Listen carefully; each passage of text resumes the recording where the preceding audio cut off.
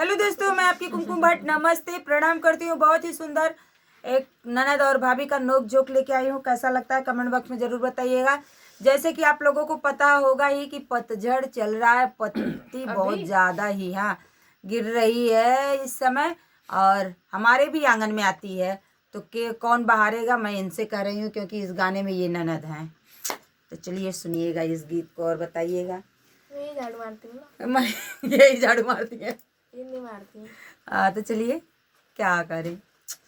पतिया झरई मोरे अंगनवा के बाहर नदी, पतिया गिरे मोरे अंगनवा के बाहर नदी, के बाहर नदी, के बाहर नदी, के बाहर नदी, के बाहर नदी, पतिया झरई मोरे अंगनवा के बाहर नदी, पतिया झरई मोरे अंगनवा के बाहर नदी, पतिया झरई मोरे अंगनवा के बाहर नदी, सास ससुर मिली अंगना बहारे, सास ससुर मिली अंगना बहारे, हम तो नैहर के दुलारी के बाहर नदी, हम तो नैहर के दुलारी के बाहर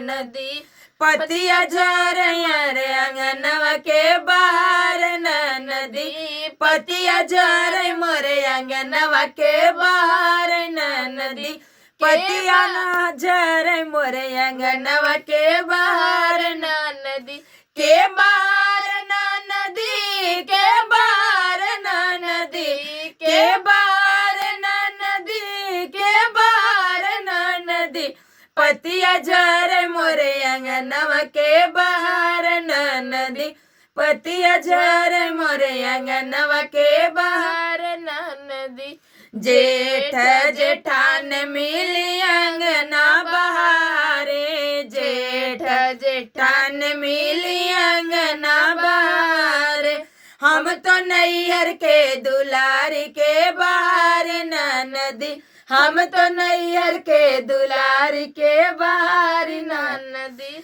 हम तो नैहर के दुलारी के बाहर नदी, पतिया झरई मोरे अंगनवा के बाहर नदी, पतिया झरई मोरे अंगनवा के बाहर नदी, के बाहर नदी, के बाहर नदी, के बाहर नदी, के बाहर नदी, पतिया झरई मोरे अंगनवा के बाहर नदी, पतिया झरई मोरे अंगनवा के बाहर नदी। अरे देवर देवरानी मिली अंगना बहारे, देवर देवरानी मिली अंगना बहारे, हम तो नैहर के दुलारी के बाहर नदी, हम तो नैहर के दुलारी के बाहर नदी,